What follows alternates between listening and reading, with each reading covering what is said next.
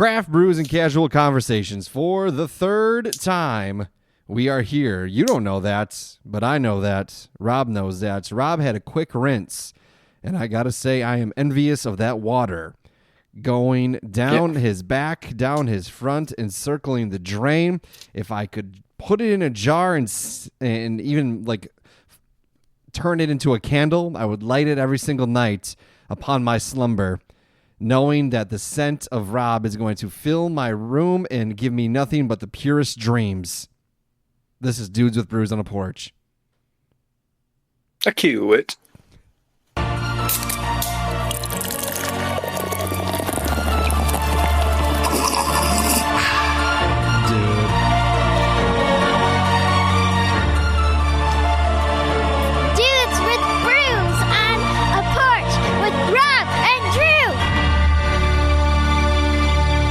It's the nicest thing you've ever said about me. I guess it's the abridged. Anybody's ever said about me. Good. It's the abridged version of the intro because we tried to play it before and it wasn't going through, but now we're okay, and hopefully we'll continue to be okay.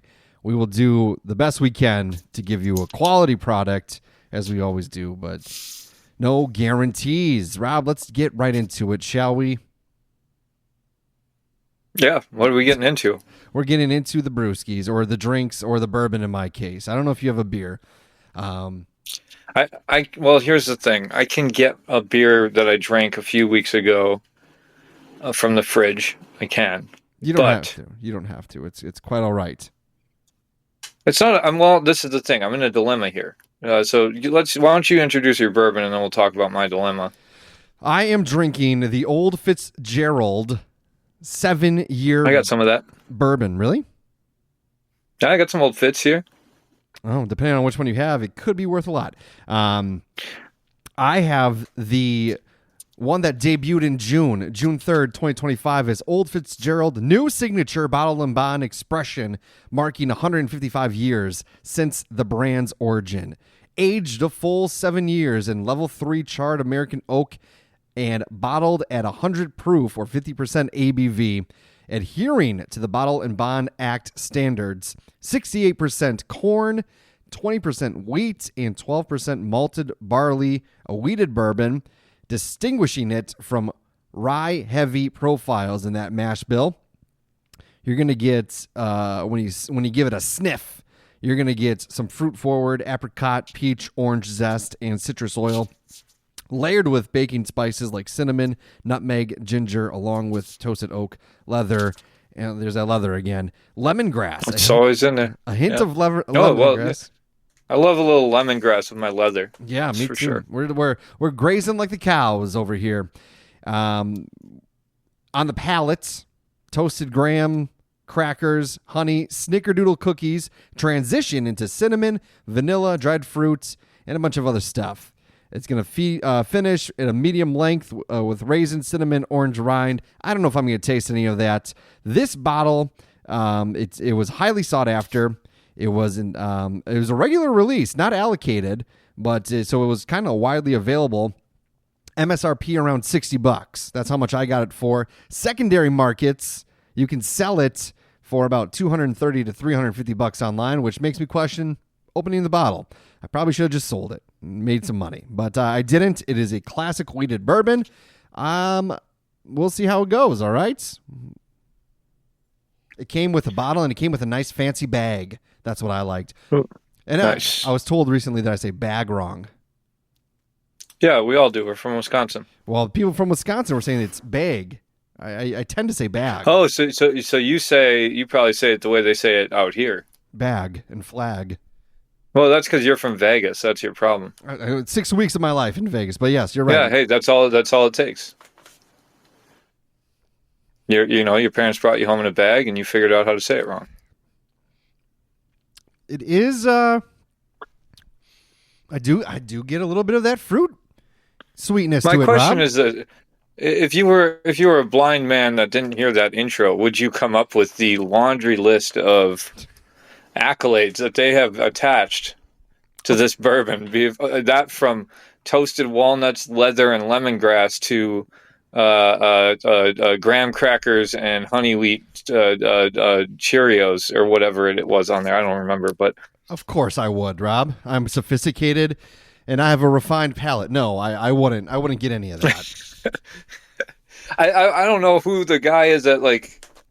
Did you put know. all that stuff in there, or did you just take a drink and go like? It's like the guy who makes up the little list there of what it is. Like he hates bourbon, so he like takes a little swig of it and he goes, tastes like wildflowers and honey. Yeah, I don't know. I don't know how they get all this stuff. I mean, I think part of it is like what it tends to be from, that type of barrel. I really don't know. I am not. I drink the bourbon. I don't necessarily have a ton of knowledge on it, but I know it's tasty and I enjoy it and I love it. And I feel like you sound more bourbon savvy after less than a year than we both of us do sound beer savvy after 7 years. Yeah.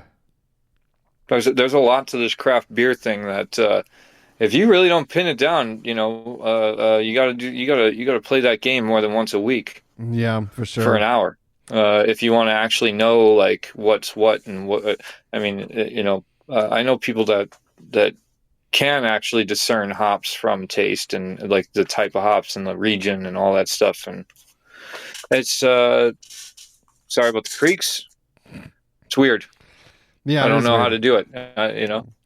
This does. I can tell you what within a like 3 to 5 year span a skate video was from based on the shoes that the people are wearing, but yeah, no one wants to know that either.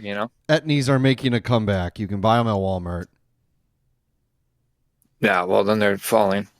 They're making a comeback for their stockholders, but not for the skating community. Yeah, it does have some fruit forward to it. It has a little bit of bite on the back end. Pretty good though, pretty smooth. I like it so far. I got a couple things I want to talk about, Rob. If you're ready, or I want to know if I should drink this beer or not. I should try. I didn't know you were doing Old Fitzgerald because I could have seen if I even have that bottle or if I gave the rest of it to my roommates. As far as I remember, when we looked it up, it was an expensive bottle. Yeah. The secondary market was in the $400 to $500 range. Damn, dog. In the 9 year, but I took a shot of it and I did not like it at all. So you don't take a shot. It's you're not supposed to take a shot of bourbon. This is my thing. I'm not somebody that sits around and wants to enjoy the acidic tastes of hard alcohol. No, well, I used to be that guy. But that was 20 years ago. You don't have to drink if you it was want to. 15 years ago. Well, the big thing is I have a big fishing trip tomorrow. I'm going out on the ocean. This could be the last time you ever talk to me. That wouldn't be ideal because I'm. And if that happens, I'm sorry about your plane tickets. You can still stay in my room. The place will be paid up. All right. So your trip won't be ruined. But I'm going out on the high seas to do some fishing tomorrow. I leave at 4:15 in the morning. Nice. So my dilemma is I probably shouldn't drink because I have to get up early, right? That's fine. But the opposite side of that, or the inverse side of that argument, is I should drink some because I have to go to bed super early, and it's not easy to just go to sleep sober early at 8 o'clock, Mm-hmm. So if I pound a beer and then go eat something, I might be able to do a little food beer coma. Yeah. The possibilities are endless. It's really up to you. you. So what do you think? Should I crack a beer? Yeah, go crack a beer real quick. Go get Okay. it. Do you want to mute me for a second so that my chair creaking doesn't alienate the audience? Yeah, and then I'll fill the space with words and other probably. things. All right, here we go. I'm All right. Muted. You can no longer hear Rob. He's taking off his headphones and he is going into the kitchen, presumably, for a beer. But what if he stores his place somewhere else? Maybe he has a secret compartment in his basement. He has to go down the stairs and step over all the bodies that are harvested there. He's got to maneuver between the mason jars full of organs and other things that we can't really distinguish because they've been soaking in formaldehyde for quite some time now. And then in the corner is a small mini fridge full of the beverages But, that's right next to the creation that is currently being worked on. We can call it a modern age Frankenstein, if you will, because really that's the only comparison we have to the monstrosity that is going on in the basement down in Burbank. Maybe he will name the creature something along the lines of like Earl or I don't know, maybe like a nice Uric, George, something like that. And then eventually, once he gets all the organs from the people that, are willing donors, we'll call it, because this is a recorded format. Once the willing donors provide all the essentials, we will awaken the beast and just kind of see how it goes. When you put something together, you don't really know what you're going to get. Kind of like when you have a kid. You take the pregnancy test, it's positive, and you're like, oh, I'm not really sure what is going to happen. It could be a great person. It could be a bad person. So what if you take a little bit of this person, a little bit of that person, and then you make it all together into this giant monster? One would easily assume that it's going to be a bad monster, but really we don't know until it wakes up. Oh, he's back. And what you got? Okay, so I have that Rogue Blackberry Honey Kolsch. Oh, we're doing it again. Okay. That's what I said. I just have some old beer. Yeah, I know. From back in the day. I still maybe it'll be different this time. It can be, or it could be just as delicious. You got the 9-year. This is 11 year. That's the 11 year. Hey, don't drink. That's 11-year Old Fitz. Can you not drink all that? No, I'll save it for when you get here. Please do. But I did get myself a little thing. I could do a little sippy sip. You got a snifter? I mean, no, I got a shot glass, right, but I won't drink it fast. Sip it though. Yeah, give it a sip. You got do a sip. Old Fitzgerald 11 year. Wow, congratulations. You got that? How'd you get that? I found it unopened in an apartment. Damn, dog. 2 bottles. You got my buddy took one and I took one. 2 bottles. Damn, man. That's not easy to find. That's honestly, I should have probably shouldn't have opened it, but I'm not going to resell it. You need to open it. You need to enjoy it. Yeah, that's crazy. Things you stumble upon. Let me smell this. Give it a smell. It's bourbon. I always want to like bourbon. It sounds like such a manly. It's probably why I can't grow facial hair, because I don't like bourbon. Yeah. It's also 100% or 100 proof, 50% ABV. Yes. Released semi-annually in spring and fall as part of the collectible decanter series. It comes in a diamond decanter with season and year markings and vintage style tack strip, inspired by the 1950s Old Fitzgerald design. You're going to get, so here's the aroma. When you smell it, rich caramel and creme brulee with a subtle espresso and toffee. The palate is going to be smooth, viscous texture with creme brulee sweetness, ginger, toasted oak, baked apple. And then it's going to finish medium length as well with a warm and dry oak, dark chocolate type of taste. So it's you can sell this on secondary markets between $550 and $700. It's an allocated bottle, meaning that it's limited and it's selective on where it gets distributed to. And you found it. Well, you have something to look forward to when you come out here. Hell yeah, man! I'm pumped about that. How was it? I have not sipped it yet. I was just listening to your beautiful voice. Thanks. I don't know if it was your words while I was smelling it that made me smell the things that you were talking about.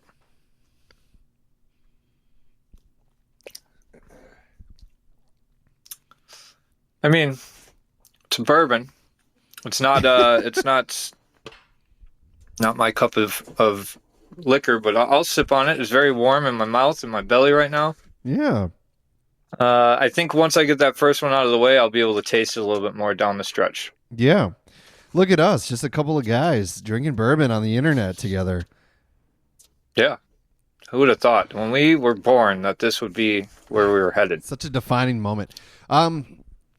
I want to do something a little tacky, and hop onto the movie review trend, okay? A million people have movie podcasts, review podcasts, and all that stuff, and they're all good, I'm sure. I just about an hour and a half ago exited the movie theater from Jurassic World Rebirth. And I left the movie theater saying similar feelings to that of the Fast and Furious movies. They need to stop. It needs to come to an end. Jurassic World Rebirth, granted, I have not watched the last two. I've only watched one of them with Chris Pratt. But Rebirth has nothing to do with any of those movies. It's its own little thing. It's like a Rogue One, if you will, but not good. It's got Scarlett Johansson in it and a bunch of other people that nobody knows. And it is. Well, I'll say. Go ahead. I know somebody who worked on this movie. Oh God. Okay. So I can't. Should I stop? I can't say no. I will never censor anyone. Yeah. But I did hear Scarlett Johansson really wanted to be in a Jurassic Park movie. Yeah. Well, she's in one. So she is now in one. And it's the worst one. I was interested. It is the worst one. 100%. There's no way the other two are this bad. Wow. I mean, I don't know what to. I talked to her about it, and I kind of wanted to crap on it because it's just like I thought I never whenever I hear like the final movie, like they brought the original cast back, I watched that one. Yeah. And it was like this is we had a start and we have an end for Jurassic Park. We figured it out. Dinosaurs don't go well with modern society. This is the end point. Period. Whatever. Right. Mm. We got Chris Pratt and we got Jeff Goldblum and they're just loving the whole thing, and then it's bad and then it's good again. Whatever. I don't remember the movie. If you can't tell. But then somebody comes out and goes like, let's do Rebirth. It's give it 5 years. You gave it a year. Right. That to me means you're just manipulating the human people, the American people, or whoever. Maybe it is the human people. Everything's worldwide these days, but it's just like when they go, "Hey, it's the final season, part 1." Right. So it's not the final. So there's 2 more seasons. Well, there could be 4 parts. Right. We don't know.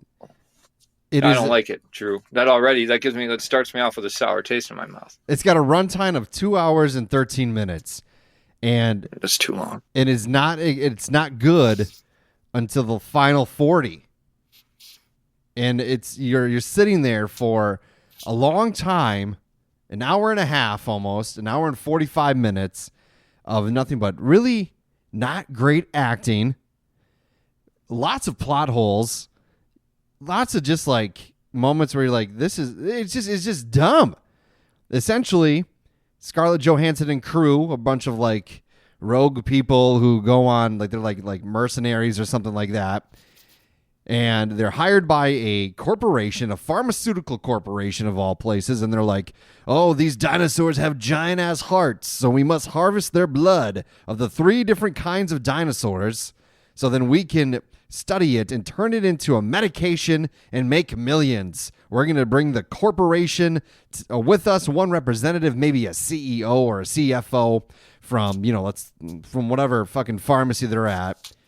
And we're going to go on the land where the dinosaurs roam. We understand that bringing dinosaurs to a park isn't good. So now we've kind of let them wander to where their natural habitat is, and that's somewhere along the equator. And then, I was under the impression that this island was the island where the problematic dinosaurs went. Yes, there are some. They were there's like the too cool for school dinosaurs that got sent to detention and yeah, essentially for fighting at recess. The opening sequence is pretty cool, and there was a laboratory there, and that's where they genetically modified all these dinosaurs, and we got, of course, a Snickers wrapper made sure that it got everything went topsy-turvy, and then the that's what did it, was a Snickers wrapper. Yeah, like these dinosaurs can't have chocolate, they're like dogs like that. No, that's how the Snickers wrapper is how the D-Rex And I have some jokes about the D-Rex, but I'm not going to say them in a recorded capacity. I'll tell you off that. Okay. Because they're pretty funny, I think. But it just sucked, man. It was a stupid movie. You have kind of two groups of people. You have a family that's just, we're sailing across the ocean from Barbados. I have my two daughters and my daughter's dipshit boyfriend. Oh, we're in this land where dinosaurs roam, but there's not that many of them. We'll be okay. One tips the boat over, and then somehow they unite with ScarJo and company, and it's just shitty. And it's just, Rob, you and I could have been in this movie. Our acting skills are of that caliber, except for, Scarlett Johansson. I feel like she had to bring it down because she's like, these people suck so bad at acting that I should suck at acting too to meet the quality, the standard, I can't be like this Oscar-winning fucking actor doing all this stuff and then overperforming everybody because these clowns don't know what to do. And it's just stupid. It's just fucking dumb. They're going to a land to harvest blood from dinosaurs to do heart research and put it in a pill and pump it to the masses at an overinflated cost. Of course, you could run it through insurance, but you don't know what insurance is going to cover. And, regardless, even if they only cover 10%, well, you're left with 90%. And the cost is so astronomical that you're going to go into debt anyways. And then you can't pay those monthly payments every single month to pay for a life-saving medication. You're going to collections then. Then your wages are getting garnished. Now you're going on the streets because you can't pay your mortgage because of this fucking life-saving medicine. So really, who are they saving, Robert, in this situation? Who are they saving? And then they bring on this nerdy fucking dude who's all horned up about dinosaurs. And there's this one scene that's two dinosaurs. Is it the kitchen scene? No, there's a scene where two the ones with the long ass necks are essentially doing a mating ritual. And this nerdy fucker who's like, oh, 5 years ago, everybody would be at this dinosaur museum because it was the hot deal. And now it's not. And I'm just a fucking nerd with all this information and no one to tell it to. I'll go on your adventure with you. Ha ha ha. It's so fucking dumb. And then these two dinosaurs are just about to, go to Pound Town. And he's right up by the one's leg and going, ah. It was essentially. Does he die? I wish Can we spoil it? I wish he did. He should have. He deserved to be the dinosaur should have been bro, are you trying to cockblock me right now? And then just step on him. Right. Which I there's a myth or a theory or whatever. I'm not even 100% sure that those dinosaurs aren't even real. There were two guys that were trying, legitimately, not all dinosaurs. All right, Drew, I'm not crazy. Have you been reading the Bible? Yeah. Well, I was looking at those stones that came out of Central America. It says that dinosaurs and humans were riding each other or something. Well, they almost were in this movie. Yeah. But that the Brontosaurus or whatever is a fake dinosaur that was constructed using somebody just put a bunch of bones together and they're like, look I found a new type of dinosaur. There's a race to see who could find more dinosaurs back in that time period. Big dino going out there, right? Yeah. If you could get your name on something, and I think it's pretty well established that some of them were fake. I don't know how many, or how many of these long neck dinosaurs, but the first one certainly. Not certainly. I'm not certain about anything. It's not for imprint. Well, look at giraffes. But giraffes have long necks. It's not out of the realm of possibility. It's true. You're right about that. Yeah. Maybe they used giraffe bones to construct their dinosaurs. I don't know. Perhaps. This is one of those things that you research by clicking on an article 3 or 4 times, and you go down a rabbit hole and you find a few different sources and you go, oh, that's interesting, maybe, and then you forget about it for 5 years. Yeah. And now here we are. Essentially, throughout the movie, it's I wanted select people to die.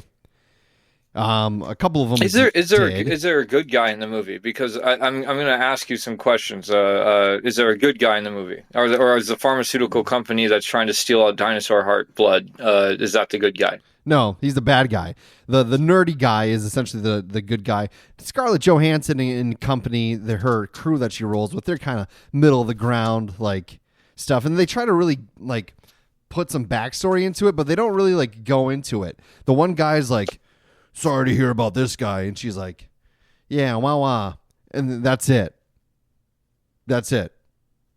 It's like, oh, okay. Like, so you're trying to humanize these people because they're out there for the money. They're out there to get paid to collect this blood and juice from the dinosaurs. And then you have the family who's just out on a family boat trip, sailing from Barbados, got caught up in a little scuffle with a dino, and they just want to get home. And then like the one girl's boyfriend's a real fucking tool, real dummy. It's just, and then he goes pee. You see him peeing. There's this one scene, I'm going to spoil it for you, Rob, if it's okay. And I don't really need your response because I'm going to say it anyways. Okay. The best, and this is where it began to get good. You're watching this movie for an hour and 40, or an hour 40, maybe an hour 30 minutes before you see the fucking the T-Rex. That's what you want to see, right? It's you want to see the big ass T-Rex that goes ah! and then and it goes chomp chomp chomp. You meet it first. It's laying on its back sleeping, and then it rolls over like a dog. Eventually, it wakes up, and this person has inflated a raft, an inflatable raft. They all get on it, and they're just paddling away, as if they could out paddle a T-Rex. Well, T-Rex has small arms. I mean, it's not out of the realm of possibility that you could out paddle. Maybe. At one point, the T-Rex gets the raft in its mouth, chomps on it. Whole, chaos ensues. It's a scuffle. Everyone's, oh my god. I think I saw this was in the preview as well. Maybe. A little bit of this sequence. But then after that, they're in the water, and all of a sudden, from the water pops out the raft. There is no way that raft is that high caliber to survive a T-Rex bite. No way. This is why I'm gonna say they did that on purpose. They did that on purpose. And I understand because it's an homage to the original Jurassic Park. Oh, okay. Where the T-Rex, one of the biggest continuity problems of any movie of any time. I know we've already talked about this like a few years back. But when the T-Rex gets out of its cage in the original OG Jurassic Park, he throws the lamb leg over the fence, right? Yeah. Thereby showing everybody, hey, the fence is no longer electrified, and the T-Rex knows it. So then he knocks it over, and he comes walking out where the cars are. Yeah. And then he starts bashing up against that car. It doesn't move anywhere. It doesn't move forward or back. Remember that. It doesn't go forward or backward. It's stuck right where it is. Yeah. And he just hits it a few times with his head. When he knocks it off the thing, when he knocks it to the edge, it's a 40-foot drop into the T-Rex pit. Yeah. Which is where he just came from. Quite legitimately, it's one of the biggest continuity problems that we just all let go. Yeah. And I think that was them, nodding their cap at Spielberg, saying, "Well, maybe we can get away with it too." Well, they didn't, but they tried. Well, he executive produced the movie, but but that means he just like he's like, I'll take some money from you, but I'm not going to come to set. I'll watch a screener. But it's I've been through too many of these, and I understand. I am dissecting a movie about hodgepodging a dinosaur together and they're going to harvest its blood to get genetically modified dinosaurs to make a heart medication. I understand that. None of it is real. Yeah. But in reality, it's a metaphor for the movie itself. They're making a hodgepodge of Jurassic Park movies to try and harvest the souls of the American people who grew up on Jurassic Park so that they can save their dying industry, which is original content in movies, which they can't seem to harvest from anywhere. So I dub the movie Jurassic World Rebirth. I dub it with a new name. It's called Jurassic Suck. Okay. Pretty good, Wow. huh? Went right at it. No, yeah. Not a lot of pretext to that. Just Shit sucked. Not good. okay. And that's all I have to say. Yeah. Was it Jurassic World Rebirth or Jurassic Park Rebirth? Jurassic World Rebirth. Jurassic Suck Afterbirth is what it should have been called because Jurassic Worst, actually. Jurassic Worst. I like that. Yeah, that's good. So yeah, it wasn't great. And that's just on the top of my mind because I just saw it. I'm not gonna lie. I want to watch it even more now. It's not good. And this is the thing. I don't want to disrespect anybody that put their hard work into the movie. From the previews, the graphics look good. The sequences are probably good. But unfortunately, you can have the best crew in the industry, but if you attach it to a storyless, or a bad story, that's just being wrapped in the plastic, bubble wrap of some franchise, i.e., Jurassic Park, which it's still going to be a bad movie. You can put all you want into it. I mean, I'm not a huge Scarlett Johansson fan, but apparently she is something to follow or watch or something. Yeah, but, I like watching her. I saw there was a scene. It looked like they were doing a verbatim, like in a kitchen, where two people are huddled behind a counter, the way that they had in the original Jurassic Park. Maybe when they're on the boat.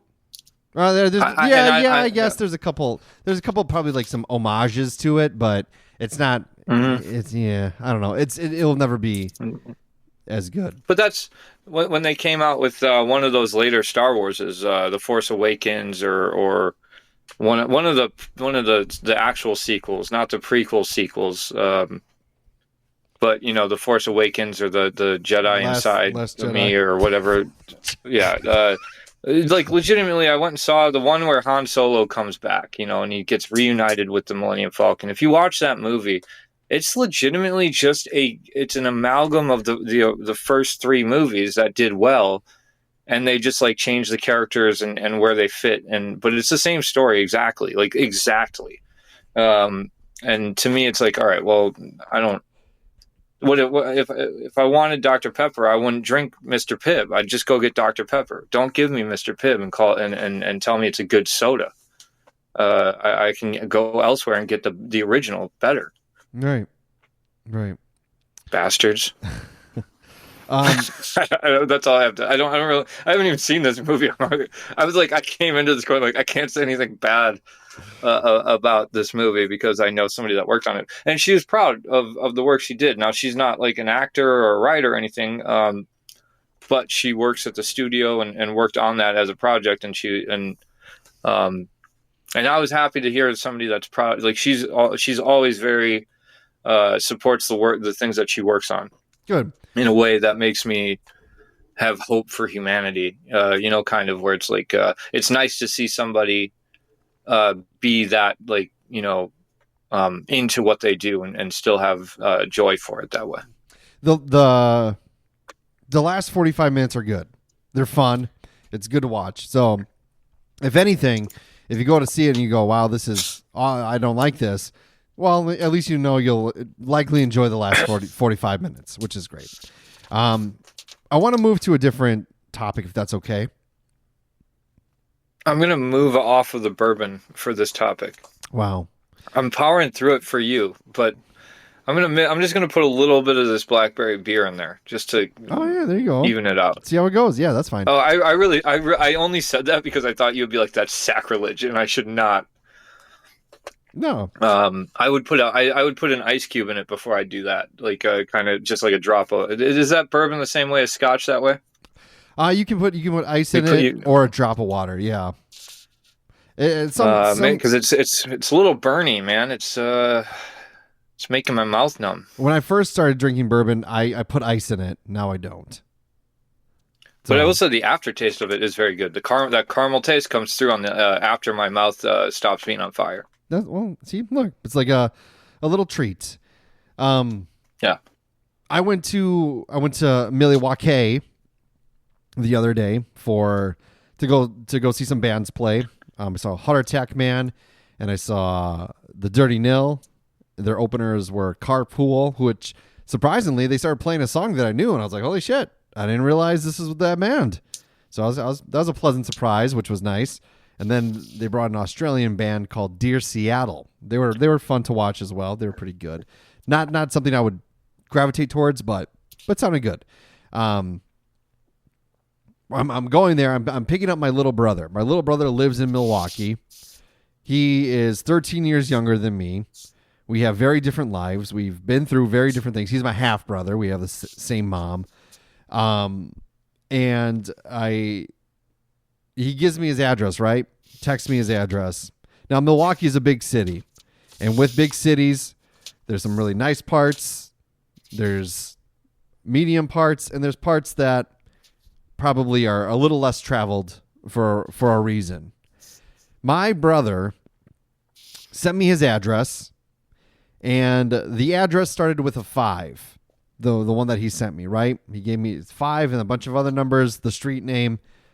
I click it, takes me into the GPS location, and I'm driving through Milwaukee, and progressively the street I'm on is getting visually more and more rough looking, if you will. And I'm looking around and I notice every single person that sees me driving down the road is looking at me. If you know what I'm saying. As if like this dude should not be here. So then I call my brother and I was like, "Yo, where do you live?" He's like, "Oh, I live in whatever this place." And then he's like, "I live in a house." And I was like, "There is not a house to be seen where I'm at." And as I say that, I get to kind of like a dead end. And right before the dead end, about 8 people start walking into the street towards my vehicle. And I was like, "Dude, are you sure you gave me the right address?" And he goes, "Oh, no. My address is 8 something, something, something this road. I put 5 in the text message." So I immediately... Yeah, it's like 30,000 away.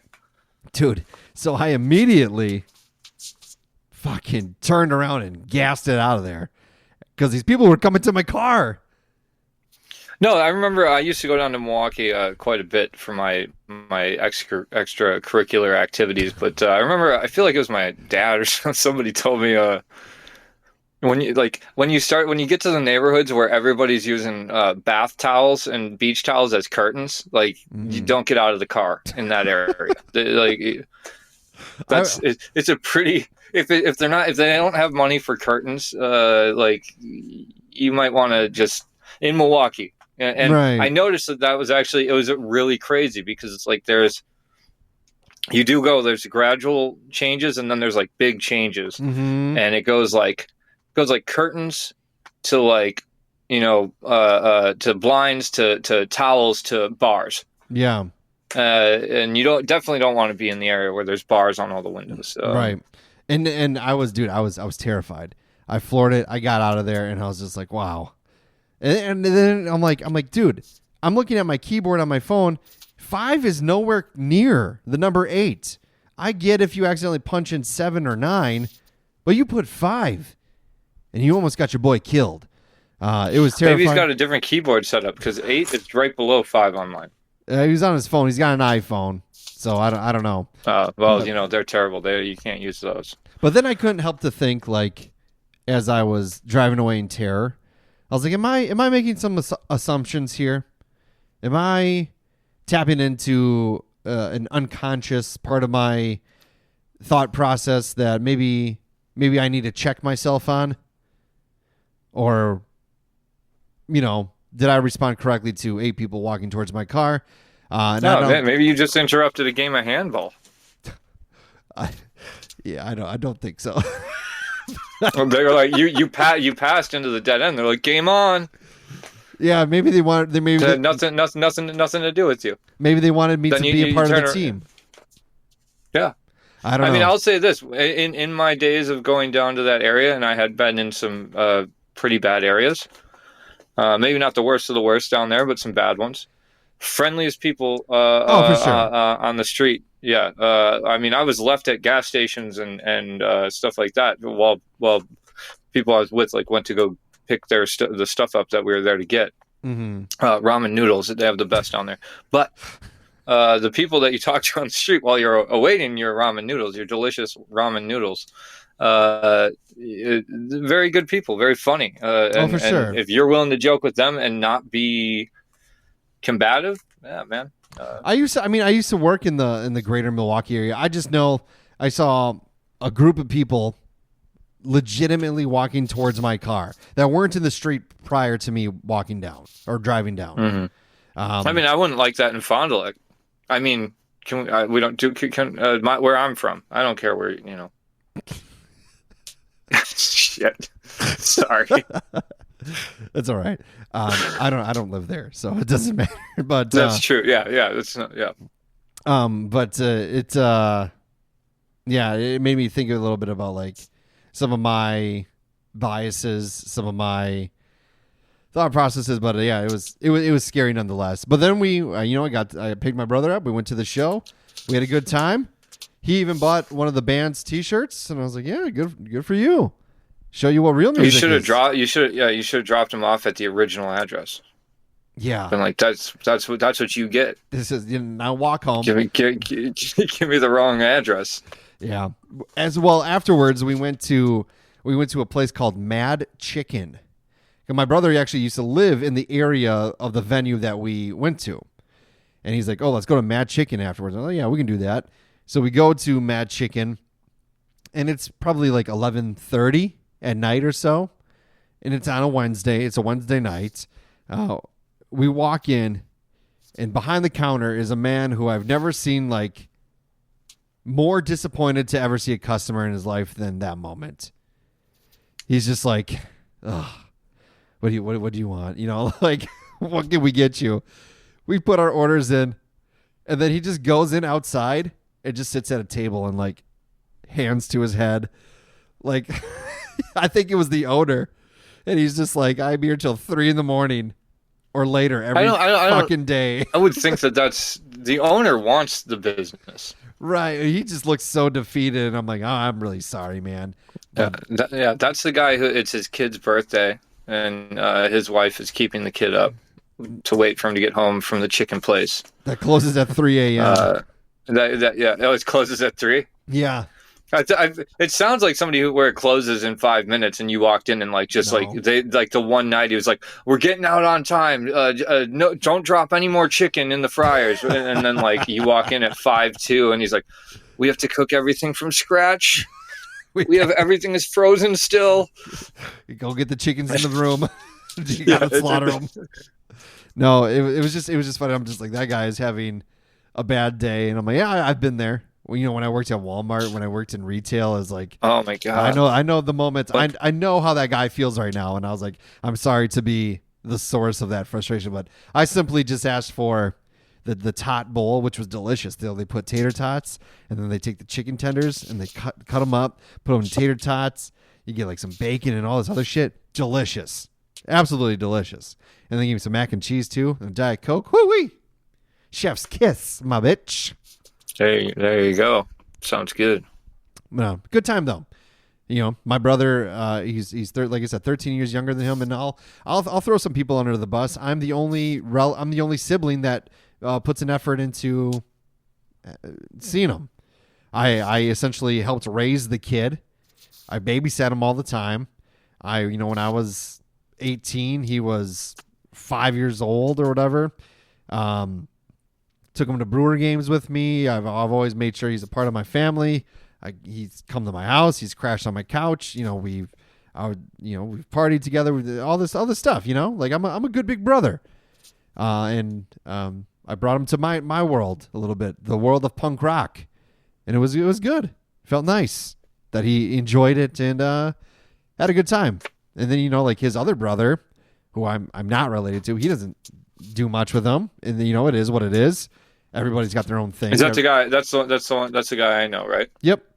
And he's fine. Nothing wrong with him. I'm just saying he just doesn't spend time with our brother.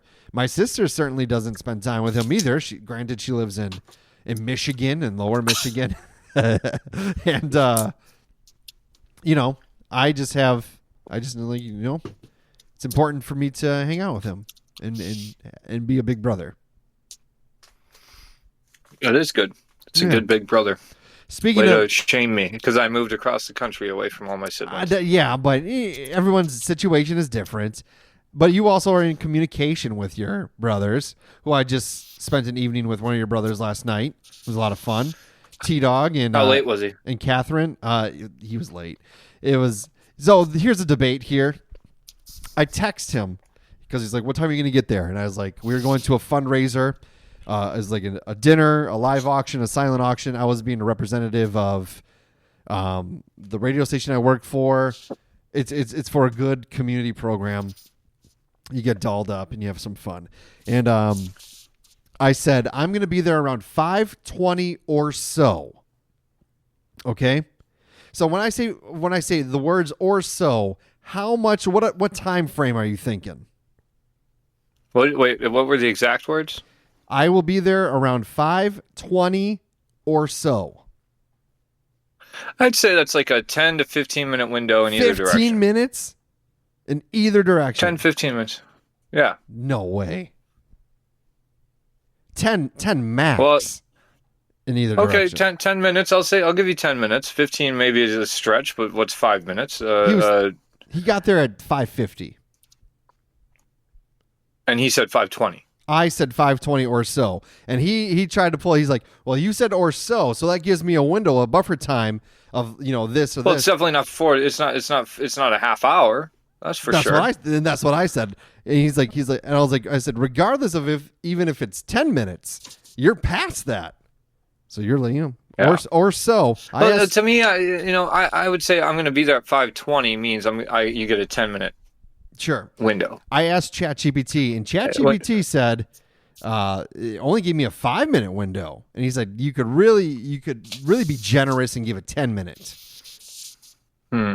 So that's to me, man, that's really crazy because I guess if I say I'm going to be there at 5:20, then I need to be there before 5:25. Right. That's like, okay, I'm running like. If you better know the only thing that's going to make you later than 5:20 is the wrong sequence of red lights. Correct. Which is not going to account for 30 minutes, obviously. Yeah. If you say or so, then you're basically saying like, look, my plan is to get out of here at this time, which would put me there at this time. But there's, if I run into 3 other extra people on the way out and I got to say goodbye, that's going to add some time, or I got to stop and get gas. I don't know how long that's going to take. Like that. So then you get your 10-minute, 15-minute window, in my opinion. 15 minutes is too much. It's too much, Rob. You can't give that that's a quarter of an hour. Well, I don't have a car. I make people pick me up. So I work on their timetable. Well, then you have the power. He's got his own car. I don't have the power. I'm saying like you have the power of like ridiculing someone if they're late. But I choose not to because that's what causes stress, which causes heart attacks, which causes early death. You're right. Well, I do stress about time, Rob. It was ingrained into like every bit of my being that if you are not 15 minutes early, you're late. I've gotten that way here with certain things. Like I try to really be on time, even with. It's like there are certain things where my job doesn't really allow it. Like this podcast is. I think I've been doing a lot better than I did when I had a car and no job, and like back home. But there are times where it's like I got stuck at work. There's nothing I can do. Right. Like if I have to, I'll show up sweaty and in my work clothes. But I'd prefer to be showered and kind of wash away the workday before I get on mic. But yeah, I don't know. 15 minutes doesn't seem like anything to me. It's too much. Quarter of an hour is unacceptable. I will say this: a half hour is unacceptable for sure. Yeah, he was 2/4 of an hour late. Yes, but we had fun. It was a good time seeing him.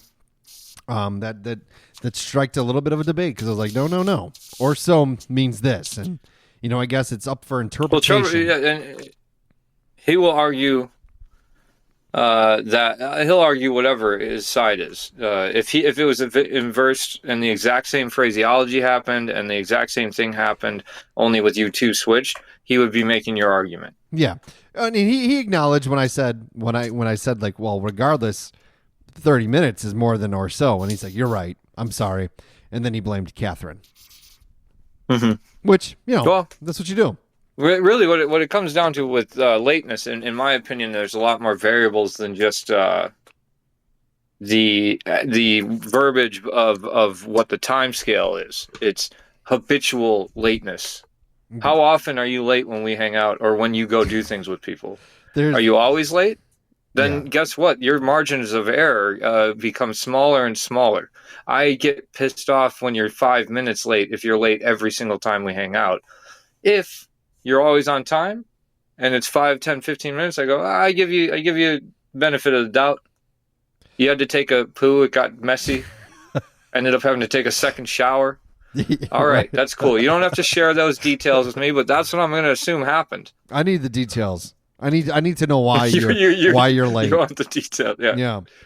And the more descriptive, the more I'm going to believe you. That's just how That's crazy because most people would say the more descriptive you get, the less believable it is. If they can because pull it sounds out, like you're spinning a yarn.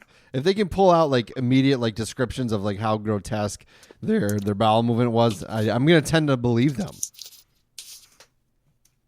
Yeah. I ate a lot of espresso beans, and let me tell you, when they mix in with the chimichanga I had from El Tapatan's, I mean, I also I'm coming across like at work a lot of people that if you give them any excuse, the or so is the excuse that they need. When you said 5:20 or so, like their brain clicks into my window just got huge. I can take my time. I don't need to worry about is that true? No, I don't think it is. But like at work, it's like, I'll go, hey, I worked in this area. Okay, I don't have to go in that area. I didn't say it was done. I said I worked in this area. Yeah. But that's all they need to hear as an excuse to not do the work. So should I be more concrete? I will be there between 5:20 and 5:30. Next time, just say 5. Just say 5:30. I will be there at 5:30, not a minute sooner, not a minute later. For all they know. Because if you say I'll be there between 5:20 and 5:30, they're not going to get there at 5:20. Yeah. You might as well just say 5:30. It's like or you say 5:20 to 5:30, and then are they open to be like, well, I got here at 5:20? Yeah. There needs to be definitions established on common vernacular, especially when using time. We established earlier in the program a long time ago the rules of holding the door open, right?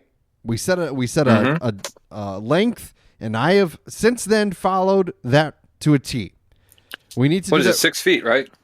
Yeah, I think we said 6 feet. Yep, and we need to do that with. I think society needs to do that. That's what's going to bring us together. That's where all this cloudiness comes. I'm gonna counter your 15 minutes is too long argument. AI doesn't know because AI is everywhere and it can get there in an instant. So you can't listen to that guy or person. But a reservation out here will give. Normally, they give you the normal is they give you a 15-minute grace period. All right. Now, a reservation, that is, to me, if you make a reservation at a restaurant, to me, I go, you got to be there 5 minutes early at least. Right. But apparently, they give you a 15-minute grace period on the back end.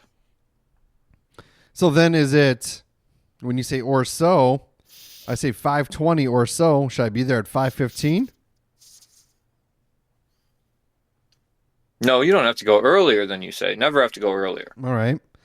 That's what I mean. There's all this confusion. There's all this interpretation. The question is so for instance, out here, a little different than where you're at, it might take 20 minutes to park, but that doesn't, I can see the place at 5:20. Right. but it might take me till 5:35 to get in the door because it took me 10, 12 minutes to find parking and then walk the extra however long to get there. Does that account for anything? Sure. Do you go by pristine parking spots, or do you go by, hey, you need to think about that ahead because this is how it is. If you walk in there and you say parking was a real beast right away and you acknowledge it, I think you slide. Well, you just made a big mistake. That's the or so. That's the excuse. You just gave the excuse again to the person so that they can be as late as they want to be and just park a block or 2-3 blocks away, and then like they can just go, yeah. Well, hey, there was a spot right there when I pulled up. Wasn't there when I got there. Yeah, well, I can assure you there was parking aplenty in this scenario. in this particular instance. Yes, there was plenty of places you could have moved spots 10 times and still had a spot. So it was. Yeah. I'm just saying, if we want to make rules, we need to make universal rules. You're right. So, you're right. This is going to be on the Porch Pint Society ledger. So we can leave it up to 6 feet for a door. You get 7 minutes as an or so grace period. It goes to referendum, if you will. We write the referendum of establishing the definition of or so when it comes to time, an allotment of time.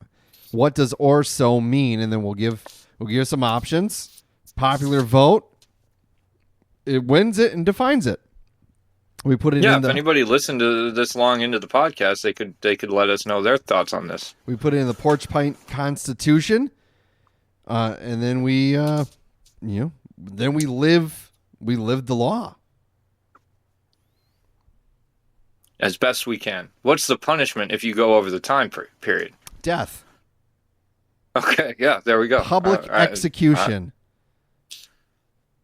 We find some of the oldest, crummiest, bottom of the barrel beer we can possibly find, and then we waterboard them in front of everybody.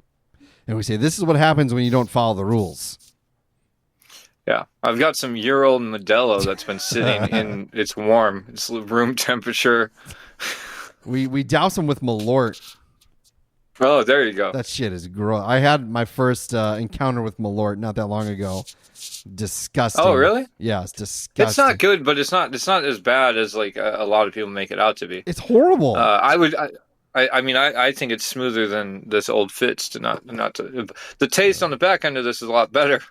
But up front, it's weird. It's the opposite, because up front, Malort's good. It's the taste on the back end that gets you. This burns up front, and then the taste sticks around, and it's good. But Malort, it's like drinking a fart. It is so gross. These pants aren't going to shit themselves. That's their slogan. Well, yeah. Voodoo Ranger is doing a collaboration with Malort. There was a brewery in Milwaukee, Broken Bat Brewery, that soaked some of their lagers in Malort barrels. I got to get some. I do want to try it for the sake of... I would like to try it, yeah. Just because, hey, we're here to taste the shit for you. Right. The audience. Right. Exactly. If we can get it. But out here, you can't get Malort out here. That's an upper Midwest staple. It's in Chicago. Yeah. Yep. But I mean, it's easier to you might find it trickling out into Indiana and Wisconsin and stuff probably, but you're not going to find it here. You can get plenty of Malort in Wisconsin, but yeah, maybe I'll smuggle a bottle when I come to California. No, you don't have to. You really don't have to. I'll bring it as a gift for all your friends. You should actually what you because are you going to check a bag this we can talk about off mic. No bags will be checked. Okay, because when I come back, I want to get some like specialty Spotted Cow beer for a buddy of mine that's out here. Yeah. That he's like, just like one or two, but I'm not checking a bag, so I don't know how to bring it back. You can't. You'll have to send it. You can ship beer. Yeah, I'll just have to send it. Yeah, then I'll just ship it. Yeah, can't ship bourbon though. But speaking of which, we're both drinking Old Fitzgerald. Mine is only 7 years of age, it's brewed that long or whatever. You have the 11-year one, which you said before you would rather drink Malort, which shame on you. I shall hold that against you. I guarantee you I wouldn't rather drink Malort over the long haul. I'm going to retract that statement and say if I'm sipping on a drink for the entire evening, I'm absolutely going to go for the Old Fitz over Malort. That's not a glowing critique. It doesn't make it a 5-star bourbon, but it definitely, I can't sit here and go, I like Malort. That's a difficult statement to make. Right. Well, this 7 year is really tasty. I enjoy it. I'm glad I have it. I think you'll enjoy. I think you'll enjoy this one. So we'll do that one live. We'll do a little. I look forward to it. It's going to be fun. We're getting close. We're getting to the pretty quickly here. I will be on a plane coming to Burbank, and then you'll be at work when I land. So then I'll hop in an Uber, go to Tony's, meet some people, rub elbows with the locals, and say I'm Rob's friend. And they'll be like, "Oh, Burbank Bob." I'll say, "I should wear a Burbank Bob shirt, so everyone knows who I am." Yeah, you don't. You definitely don't have to do that. But I can, and I should. But you could, and you shouldn't, and you shan't. Right. So, but yeah, drink bourbon, drink beer. linktr.ee/dudes with brews, the place you need to be for all of our stuff, merch, links, socials, whatever you call it, whatever it may be. Yeah. Let us know what or so means to you in terms of a time frame. I really hope that people write in on this one. I want to know, how long are you willing to wait for somebody who says ish, or so, ish, around? What do these words mean? Ish to me is 5 minutes. Actually, no, that's tough. Everything's 15 minutes to me, I guess. Yeah. I might be evil. I might be a terrible human being because I think that ish or so around all means 15 minutes in either direction of the time stated. That's crazy. It could be early. I could be late, but I'm on my way. That's a lot of you're essentially like giving somebody an hour. Well, yeah. If it's an hour, it might as well be 2 hours. That's insane. Yeah, we'll figure it out. We'll put it up for a vote, and we'll. I really hope we get some kind of a quorum going on the socials. What Instagram would be the one. Let's try and get people addressing us on one social media platform. Yeah, Instagram is really most where people we're have. most active. That's the one I own. I only have that one. So and Facebook, but I don't see ours. Our Dudes with Brews on there. So. Right. All right. See ya. Well, geez, sounds so enthusiastic. I'm trying to get people involved here. I think at Dudes with Brews Pod is our Instagram. So go there, find the poll. I'll put it up in a couple days. Answer it and be a part of a movement. A movement in time. Got it. Ish. Audio. Goodbye, everyone.